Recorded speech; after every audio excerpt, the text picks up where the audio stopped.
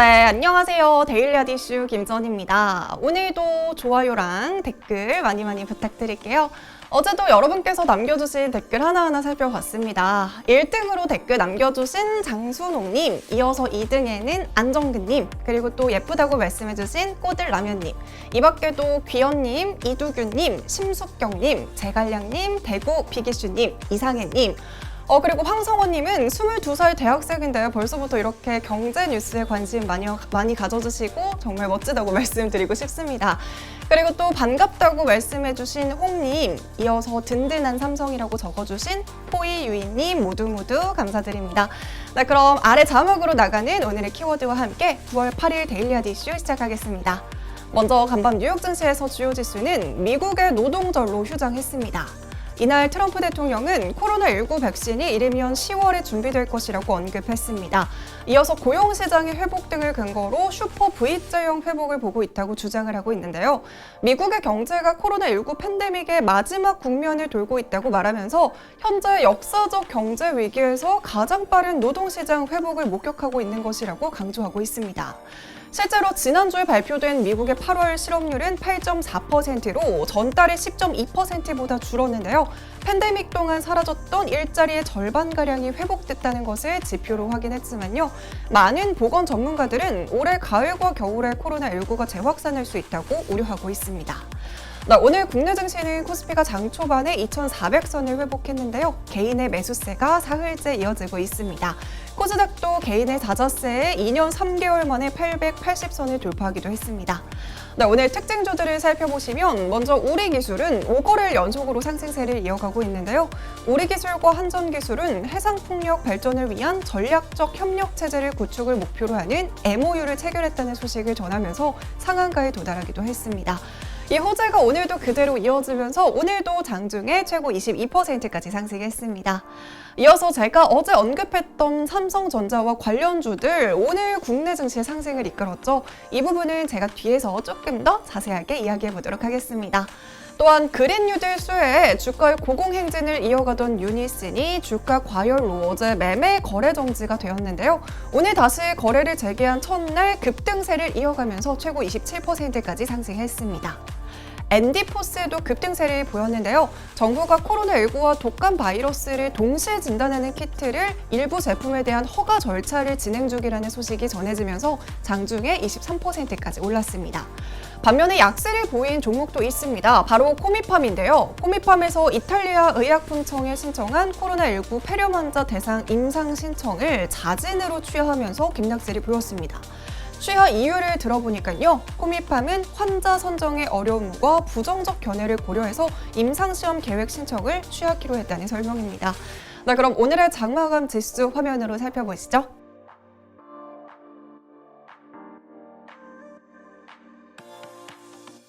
이어서 국내 경제 이슈 알아보겠습니다. 오늘의 국내 경제 이슈는 독감 무료 예방접종 시작입니다. 코로나19 재확산으로 방역에 비상이 걸린 가운데 올해 독감 무료 예방접종이 오늘부터 시작됩니다.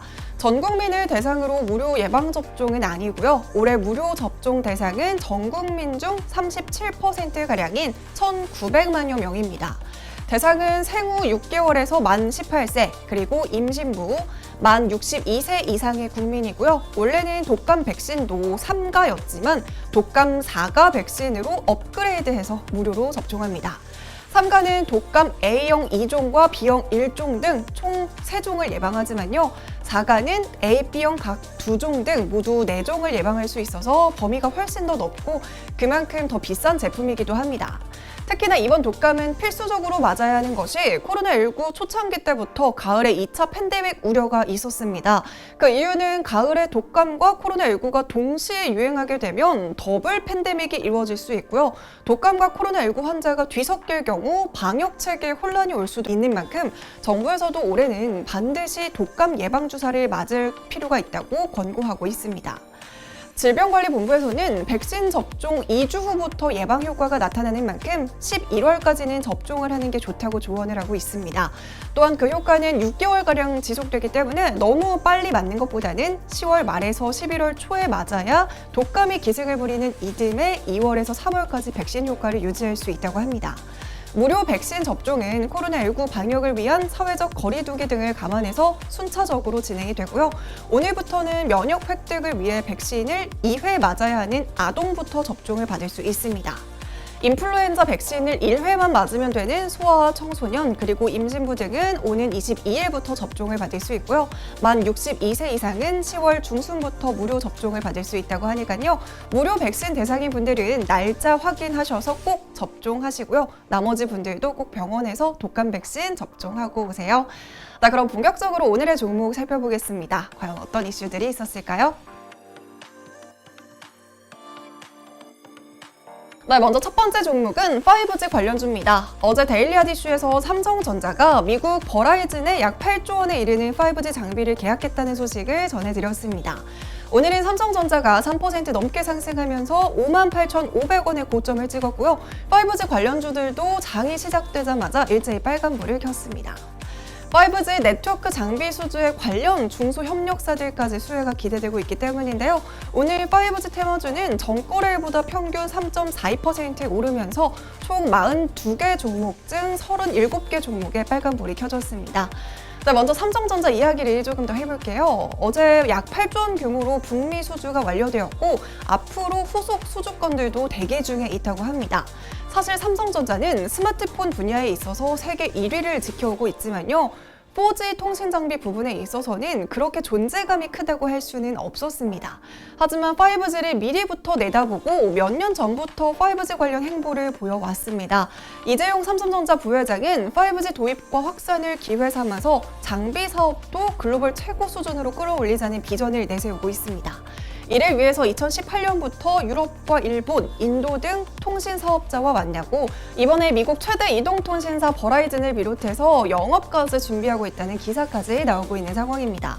업계에서는 삼성전자의 이번 5G 장비 공급 계약 체결이 단순 실적 증가 이상으로 추가적인 성장 가능성이 높다고 평가하고 있는데요. 이번 계약은 올해 하반기부터 5년 동안 계약이지만 통신 장비 특성상 향후 1년에서 2년 내에 집중 투자가 되고 그 이후에는 유지와 보수로 매출이 발생하는 구조가 될 것이라면서 앞으로 2년 동안 연간 약 20억에서 25억 달러 수준의 추가 매출을 기대할 수 있다고 전망하고 있습니다. 삼성전자가 국민주라고 불리는 이유는 단순히 동학 개미 운동의 여파와 액면 분할 이후 주가의 진입 장벽이 낮아졌기 때문이라고는 생각하지 않습니다. 삼성전자의 호재 하나가 얼마나 많은 기업들의 수혜로 연결되는지 알고 계신가요? 언제나 협력사들과 동반 성장을 이루어 나가는 삼성전자, 바로 이 부분이 삼성전자가 국민주라고 불리우는 이유가 아닐까 싶습니다. 먼저 대한광통신은 오늘 최고 26%까지 상승했는데요. 삼성전자가 이번에 버라이즌의 5G 이동통신 장비를 포함한 네트워크 솔루션을 공급하고 설치와 유지 보수를 맡게 되었죠. 대한광통신은 광섬유와 광케이블 제조업을 주요 사업으로 영위하고 있고요. 광통신 산업의 핵심 제품인 광섬유를 코어 모재 단계부터 자체 생산할 수 있는 국내 유일의 기업으로 수혜가 예상이 되면서 오늘 큰 폭의 상승세를 보였고요. 52주 신고가를 경신하기도 했습니다. 이어서 FR텍도 오늘 최고 27%까지 상승하는 모습을 보였는데요. FR텍은 이동통신 중계기 제조업체로 알려져 있는 곳인데 2016년 10월 KT와 협력해서 5G 커버리지를 확보할 수 있는 5G 중계기의 시연을 세계 최초로 성공한 바 있습니다. 이어서 전파기지국은 디지털 뉴딜 이슈에도 자주 언급이 되었던 종목이기도 한데요. 전파기지국은 통신사업자들 간의 서비스와 품질 경쟁으로 인해 발생할 기지국 중복 투자나 자연환경 훼손을 방지하기 위해 국가적인 차원에서 추진하는 이동통신 기지국 공용화 사업을 하고 있습니다. 거의 몇 년 동안 1,000원 미만에서 1,000원 초반대에 거래가 되다가 최고 6,240원대까지 최근 주가가 오르면서 많이 주가가 올라와 준 상태인데요. 오늘도 최고 18%까지 오르면서 5,930원의 고가를 형성하기도 했습니다. 두 번째 종목은 YG 엔터테인먼트입니다. 방탄소년단이 빌보드 핫 100 차트 1위라는 사상 초유의 기록을 세우면서 소속사인 빅히트 엔터테인먼트의 신규 상장에 대한 기대감이 폭발적으로 상승하고 있습니다. 이런 상황에서 엔터주 3대장인 SM과 YG, JYP 모두 좋은 흐름을 보여주고 있는데요. 특히 YG 엔터테인먼트 소속의 블랙핑크 또한 BTS 못지않은 인기를 얻어가면서 국내 엔터주들에 대한 전반적인 가치 재평가가 있을 것이라는 전망이 나오고 있습니다. 블랙핑크는 데뷔 4년 만에 첫 정규 앨범 발매를 앞두고 예약 판매를 시작한 지 6일 만에 엄청난 기록을 세우고 있는데요. 전 세계 주문량을 합산한 선 주문량이 총 80만 장을 돌파하면서 K-팝 걸그룹사의 최초, 최고, 최다의 소식어를 가져갈 전망입니다. 아직 한 달가량 남은 정규 앨범 발매 일정을 떠올리면 실제 주문량은 더욱더 늘어날 것으로 기대가 되고 있고요. 이 같은 추세라면 K-팝 걸그룹 단일 음반 중 역대 최다 초동 기록은 물론이고요. 밀리언셀러 등극도 가능할 것으로 예상되고 있습니다. 블랙핑크는 지난 5월 레이디 가가와의 협업곡인 샤워 캔디를 시작으로 6월 선공개 타이틀곡 How You Like That은 멜론을 비롯한 국내 주요 음원 차트 퍼펙트 올킬은 물론이고요. 음악방송 13관왕, 그리고 스포티파이 글로벌 톱 50 차트 2위, 영국 오피셜 싱글 차트에서는 20위, 미국 빌보드 핫 100 차트에서는 33위를 각각 기록하면서 K-팝 걸그룹 최초 순위를 경신하기도 했습니다. 사실 YG 엔터는 코로나 이전부터 버닝썬 사태로 큰 폭으로 주가가 떨어졌었는데요. 기업들의 내재적 가치가 다시 재부각이 되면서 주가가 다시 상승 탄력을 보이고 있는 모습입니다. 오늘 YG 엔터는 최고 6% 넘게 상승하면서 58,400원의 고점을 형성했고요.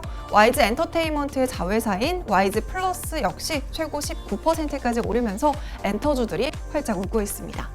이렇게 오늘은 5G 관련주와 YG 엔터 소식으로 데일리 이슈 마무리하겠습니다. 오늘도 시청해주신 모든 분들 고맙습니다.